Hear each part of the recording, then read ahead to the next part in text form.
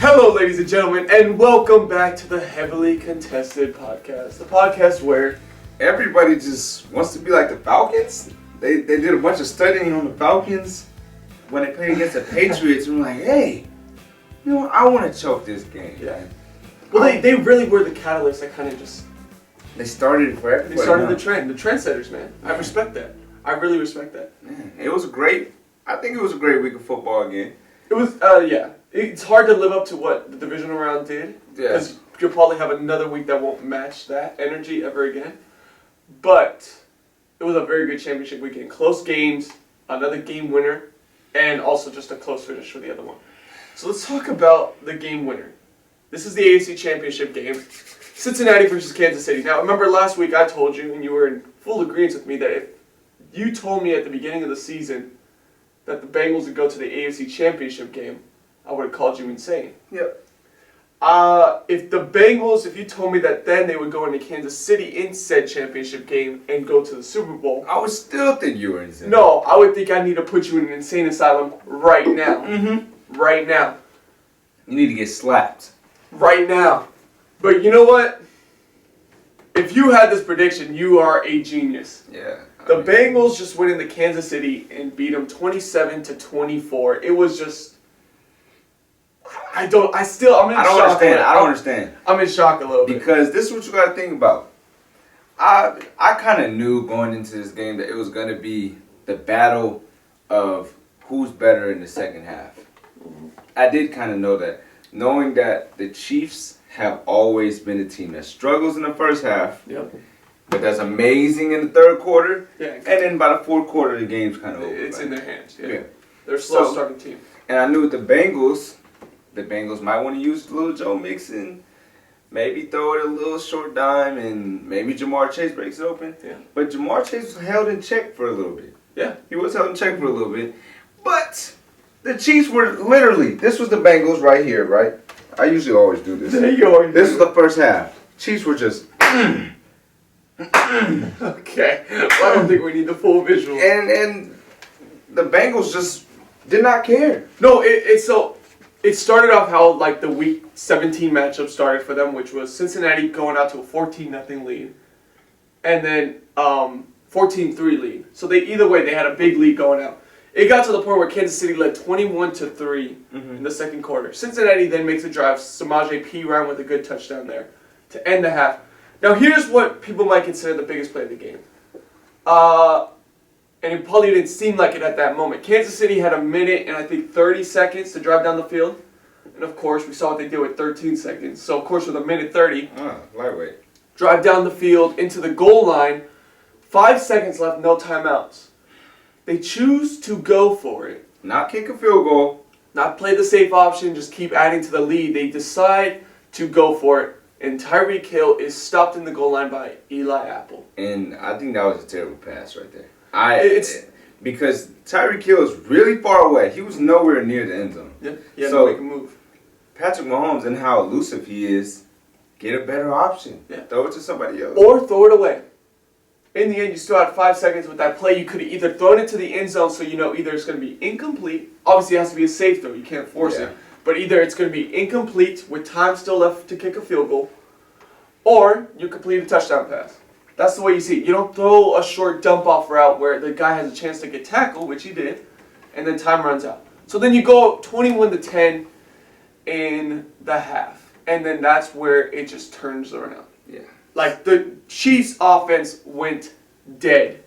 They didn't make another drive until the final part of the quarter where they needed the tie to make it in the overtime. They scored 3 points. Yep. In the second half. The rest of the game. 21 points in the first half, 3 points for the rest of the game.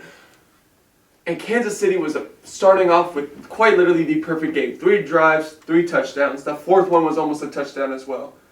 So here's what I want to talk about for the Bengals. It's time we give, I know Joe Burrow's the hype, the offense, Jamar Chase. Let's give this defense some credit. Did you see that play that Trey Hendrickson had? He was gassed the whole second half. Yep. Because Mahomes was so elusive this game. And the dude literally ran, I would say, at least a mile. Yep. On one play. He was running back and forth, running in circles, and eventually even ran Patrick Mahomes all the way down and I think it was a 2-yard gain or something like that. But good effort for the Bengals there. But if he wasn't there, that would have been a first down. Yeah. So I think it just shows the amount of heart that this defense got. Mm-hmm. They got Cheeto, Eli Apple. I think Eli Apple's doing okay, but he's been a little sus. And he's been getting burnt. He been in the sun too long, man. He been getting burnt, man. And of course you can't forget they got Jesse Bates. Yep. And Jesse Bates was actually. Yes. I'll let you talk about that. Well, Jesse Bates made that big play. Yes. Obviously, the interception. I don't know if I'm going to talk about what you think about, but I want to make this statement right here, right now.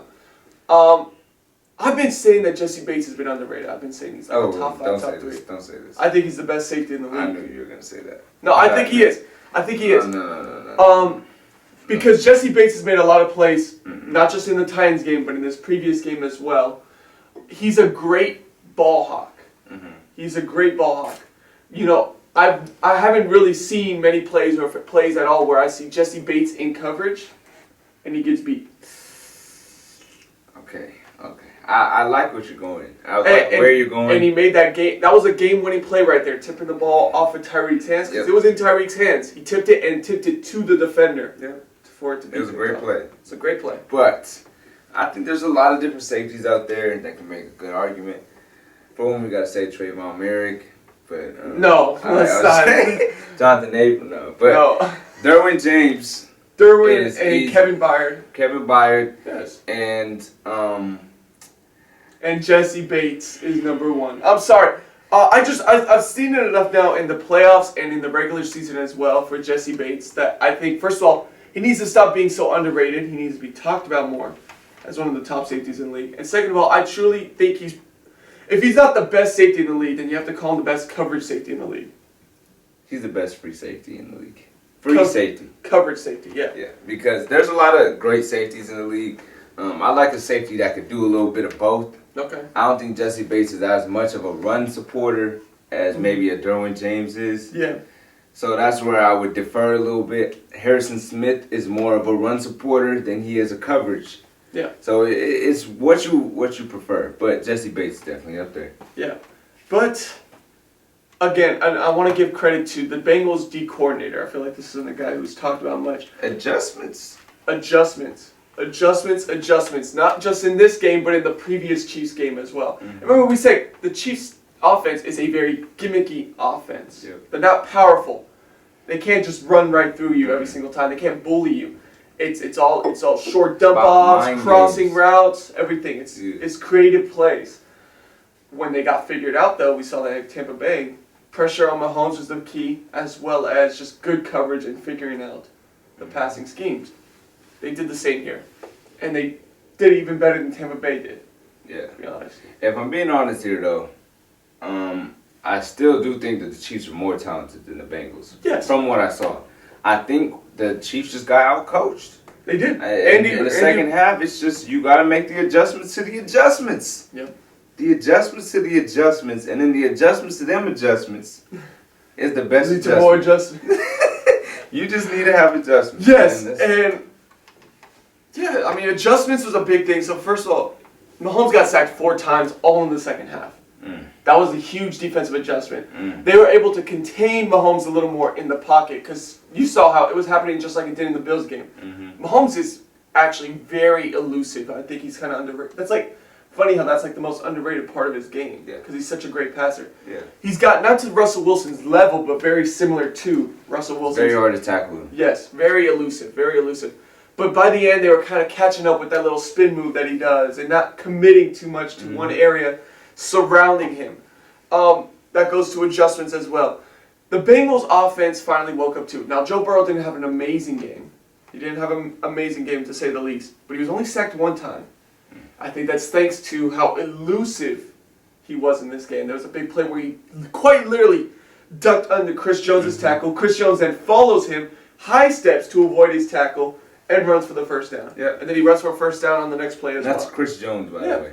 And Joe Burrow, statistically, it's not like it's a, oh my God type of game. You know, 23 of 38, 2 touchdowns, 1 interception. But when it mattered in that final drive, he came through in the clutch. And yeah, you got to remember, Joe Burrow's playing with pressure constantly. Mm-hmm. So it's amazing the fact that the Bengals are even doing what they're doing with quite literally the worst O-line in football. Yeah, I think you got to give Joe Burrow a little bit of credit now. Yeah. Because you see, now he has some highlight plays up in there. It used to just be, oh, look at the stats. Yeah. He's throwing for 500 yards. Mm-hmm. But now you actually seeing there's some plays on there you can put on a little tape or something. Mm-hmm. So Joe Burrow's definitely going to go up in the rankings next year. Oh, yes. He's already a top 10 quarterback right now. 100%. Now, for Kansas City, this is your opportunity. This was your chance. The Bengals, while they are a very talented team, we could all say that you had the game at home. They already beat you once already on a comeback, right? You know this team already, playing them once this season. You have the game at home. You're up 21-3. These are games you can't lose. Because remember, you invested in Mahomes for a 10-year contract, breaking the bank. I think it's $500 million. Yes. $500 million. Mahomes, that contract right now, I know they did it so early on it doesn't take up as much cap space, but it's going to start to continue to take up a lot more cap space. And then they can't get any better. You won't be able to sign. You're going to have to win through the draft. Yep. You won't be able to keep Tyreek Hill Nope. or Chris Jones. Nope. You probably won't be able to keep Tyrann Mathieu, who's going to be on a contract year this year. Yeah. You might not be able to keep him. And then you already know how your safety situation is with Sorensen. Chiefs they're in a predicament right now. Yeah, it's just you're not going to get many of these opportunities. And with the way you committed to Mahomes, you've had 4 AFC championships and only 2 Super Bowl appearances and only 1 Super Bowl win. That's not what you wanted the second you made that big contract offer to Patrick Mahomes. It's crazy to think how great Patrick Mahomes is that we're comparing him to Brady, and that's considered bad for him. Yeah. Like, he's considered to be that great that 4 AFC championships, 1 ring, and 2 trips. Yeah. Like, bro, you need to do better. Yeah. Well, that's just kind of like the standard that it's held to, I guess. You're right. It's the Tom Brady standard now that he's already being held to at such a young age. Yeah. Compared to other guys. Yeah. We For other people, that would be like, oh, wow. Josh Allen playing so good in the divisional round was just that was a great moment already. That's a highlight of his career. Mm-hmm. I mean, Mahomes is younger than 25, and he's already won a Super Bowl and hosted 4 AFC Championship games. Mm-hmm. But the thing is you get that pressure too when you get a contract like that. Yeah, When that's a big contract right when there. you man. commit to him like that, this team is pretty much going all in with these prime years of Mahomes, and they're slipping away each year. You can't let these happen. If you want to become a dynasty, like everyone says you are, right? These games are inexcusable, and these are the inconsistencies that we saw from the beginning of the season, and they caught up with them at the end. Yeah, I think that the Chiefs definitely should have won this game. It was their game to lose, and they lost it. And they lost it. So So you don't know how many of these you can afford before you start losing players, and you're already probably going to lose some this offseason. they already lost their O-line. Yep. So let's see what happens this next upcoming offseason, man. Yeah. And now let's switch to the NFC Championship. Hey, Dro, honestly, man, I'm going to take this out right now. I'm just going to say this. Go.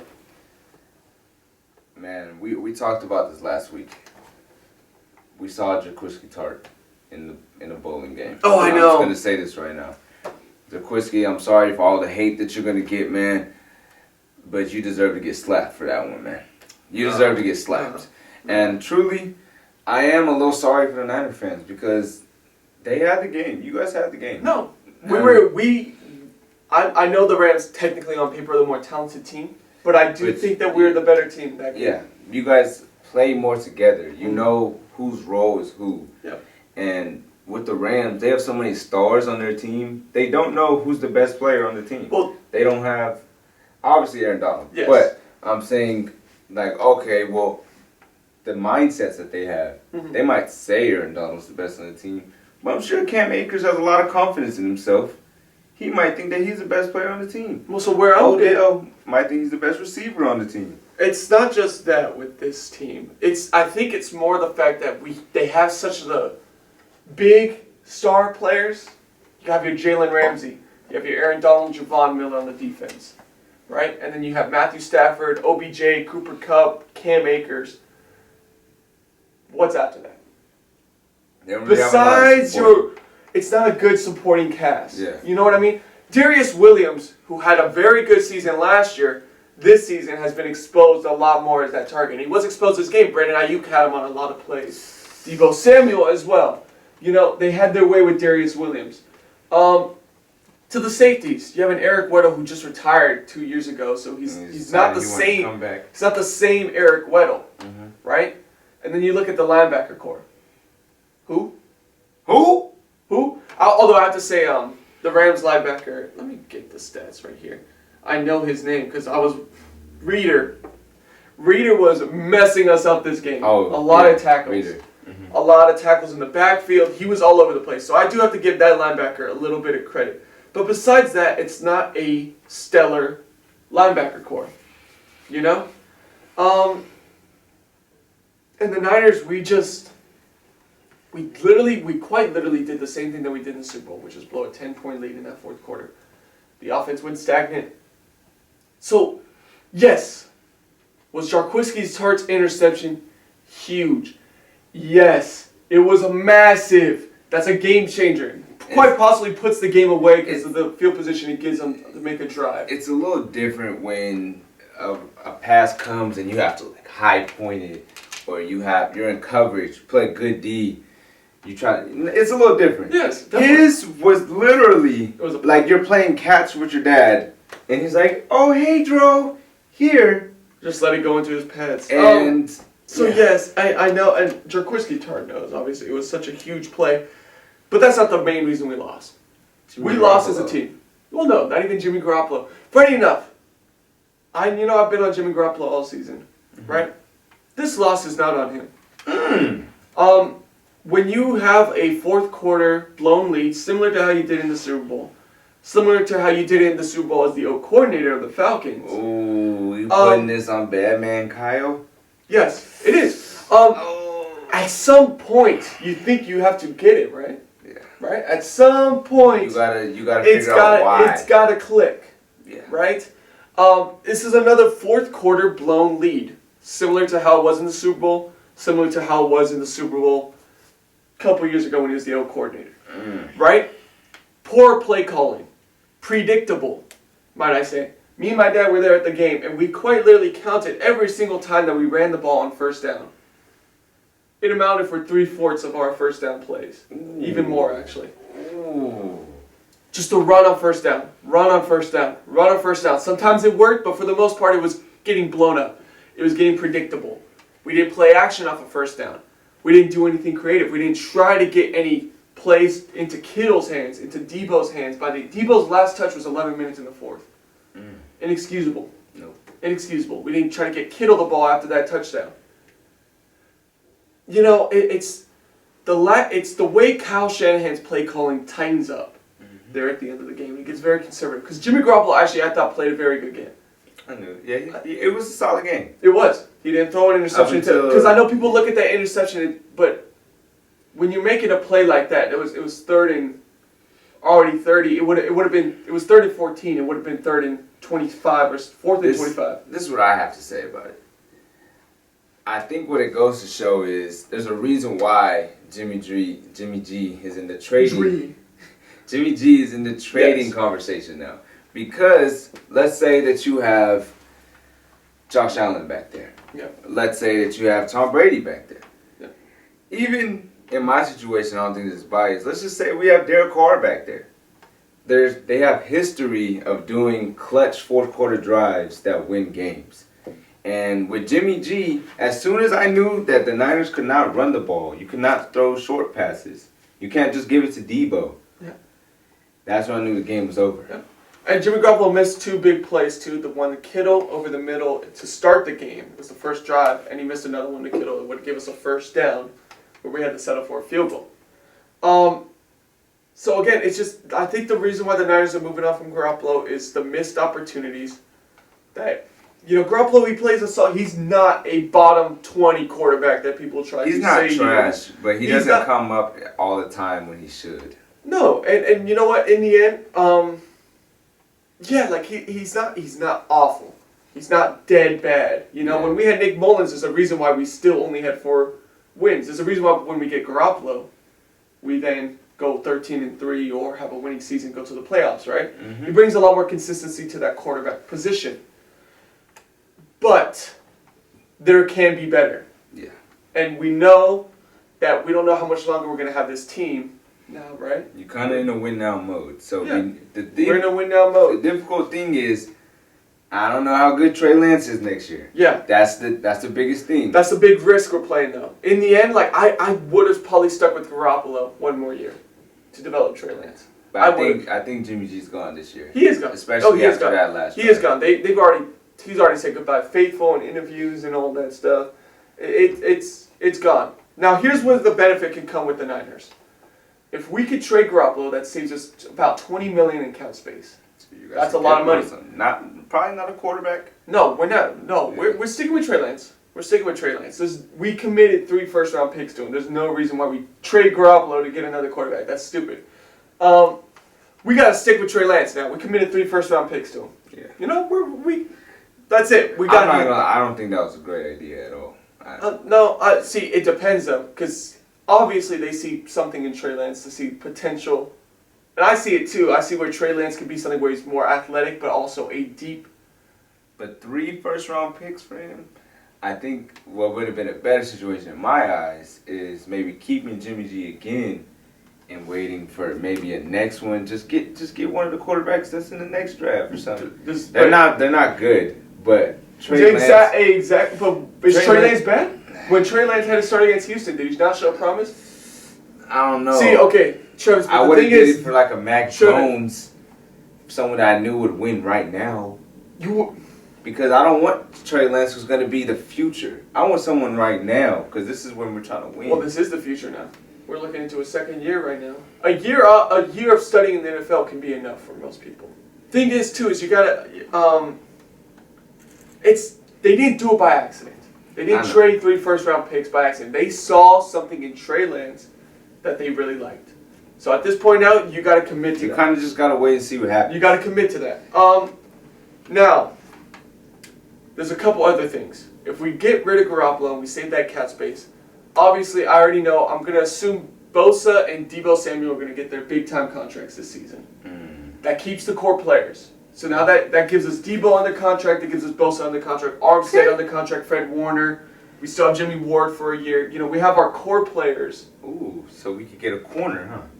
Exactly. You're thinking what I'm thinking. J.C. Jackson. Stephon Gilmore. J.C. Jackson. You know, there's guys available. Ooh. That's the last spot that needs to be filled up that I think completes this team. I'm not gonna lie, if you get Stephon Gilmore, you guys might have the best team in the league. Not to mention the cap space that we save as well. If we get even a second... Garoppolo, what he did, though, in this playoff run, while most of the media say it's Garoppolo's fault entirely, I guarantee you coaches who actually know what they're talking about see that it's not all on Garoppolo and see that there's a guy there that they can win with. You gotta... I think he raised his stock up enough to possibly, a team that's desperate enough, go for a second for him. Yeah, I mean, honestly, if you really think about it, in the last couple of games throughout the playoffs, he actually did come through a little bit. Yeah. And there was moments where it was like, okay, Jimmy G's going to get the ball. Yes, he might have folded a couple times. I think it was the Packers game or... Packers game and the Rams game before in Week 18. He threw an interception in one of... I think it was the Packers or the Cowboys. But then he came through when he needed to. So he does come through at times. Yeah. But there is some times where it's like, damn. Well, like, here's the thing. The way I would approach it, I'd approach the Bucks now, who don't have Tom Brady. Mm-hmm. We approach the Steelers, the Broncos. The Saints. I still think Jameis Winston could be good for the Saints. I don't know if I'd be ready to move on from that. He showed a lot of promise winning with that Saints team. Either way, you approach those teams, and you tell them straight up, if Aaron Rodgers leaves Green Bay, only one of you guys is getting him. Right? Only one of you guys is getting him. So, for the teams that don't get him, I'm offering you a quarterback that is shown to win, played in the Super Bowl, and shows that he can still play as a top 15 quarterback. And he talked to Tom Brady every day for years. Yep. Prodigy of Tom Brady. I guarantee there will be a team desperate enough to want to win now to try to go for Garoppolo. I can see saying that they can win for them. Then you get a second round pick. then you shore up other things later in the draft. And the Niners have actually been great in the late draft. Mm-hmm. Fred Warner, a 5th-round pick. George Kittle, a 5th-round pick. You know. I forgot George Kittle was a 5th-round pick. Yeah. That's a great pick right there. Deebo Samuel, we got in the 2nd round. Mm. You know. The Niners have thrived off of their late-round picks. Emmanuel Mosley. You know. Yeah, Emmanuel Mosley. I'm going to say that. Ambry Thomas is a little questionable, but yes. Don't say his name. Let's just leave his name out of there. Let's What? not say Ambry Thomas. Let's just. He's just probably a- going okay. next year. And then here's the thing. We also I want to re-sign Pt.1 Williams, the Shark. He's our best cornerback, the slot corner. He's the one who got the pick And on Prescott, almost had a pick against Aaron Rodgers, and pretty much, for the most part, it's hard to guard Cooper Kupp. I know he let one touchdown go with Cooper Kupp, but that was like the only negative play I saw from K1 truly. Anyways, guys, But it I just think sucks. the Niners do have a little bit of promise. They definitely have potential to do something great in the future. We got to figure out this quarterback situation and the cornerback situation. But everything else, I think, will handle itself. But from where we were at 3-5, I'm actually very proud with how this team played. Nah, I'm actually really shocked. I didn't think you'd go this deep. Go this deep, and to the point where we actually probably could have went to the Super Bowl if we just finished out. You know, it wasn't just that we went to that NFC Championship and then we were the worst team. We got exposed and all that. We had them. Hey guys, think about it like this. Think about it on the bright side. We both lost to the Super Bowl contestants, man. Like, you know what I'm saying? You lost to the Rams, we lost to the Bengals, so we even. I don't care. We even. I don't care. You know guys what I lost mean? in the first round. No, but we played someone that's No, in the you know what? Super You know what? Bowl. I'm tired of this. They're in the Because you know what? You know what? It happened. The second it happened, I see all these little Raiders, these Steelers fans in our group chat talking smack about the Niners. Where was your team? And you know, and don't say this argument. We're both sitting on the couch. Well, no, your teams are fucking garbage. I'm sorry, I said the F word there. I'll bleep that out. But your teams are garbage. Your teams are trash. You didn't get there, and for good reason. Steelers, you guys actually shouldn't even have been in the playoffs. Raiders, you guys got lucky. I'll be honest. A lot of things benefited your teams to even get in that position. You don't know these. I don't care. Guys. I don't care. I'm so tired of this. I never really tried to go at Raiders or Steelers. What about the Cowboys, man? The Cowboys, we just beat you. You just lost to a better team. Y'all lost to us too, so be quiet. But yeah. You know, and so I tried not to go on Raiders fans. You know, like I actually don't hate the Raiders like Travis hates the Niners. See, but you hate the Niners. So then he brought it out of me. I'm so tired of this. Dude, what did your team do? Huh? That's enough. We did Nothing. No. We made it to the playoffs. Congratulations. 10-7, man. And when's the last time you got a playoff win too? To add It on was to that? like the year I was born, 2002. Exactly. It was a good year, man. It's a great year. Exactly. You don't like that year? Exactly. Anyways. No, that's to my point. In 2016, we would have You won haven't if done we anything. had our core. No, We didn't you have our haven't. core. You haven't done anything notable. I don't want to hear it from Raiders fans. I don't care that we both ended up on the couch. You haven't done anything. You haven't made no next year's impact. our year, baby. You're We're going nothing. to the Super Bowl. You're nothing. I'm sorry, I had to let that out.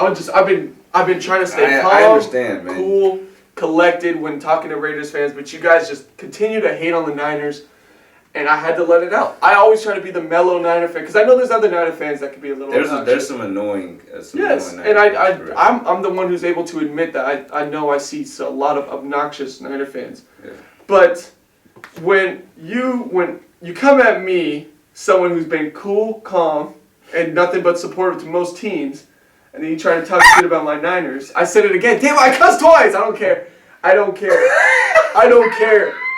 But when you try to come and talk smack to my Niners and talk smack to me about the Niners when I haven't done anything, I'm sick and tired of it at this point. Your team hasn't done nothing. Your teams aren't notable. You're nothing. Well, You're nothing. to change. You were out in the first round. I don't care. Guess what? We got some potential.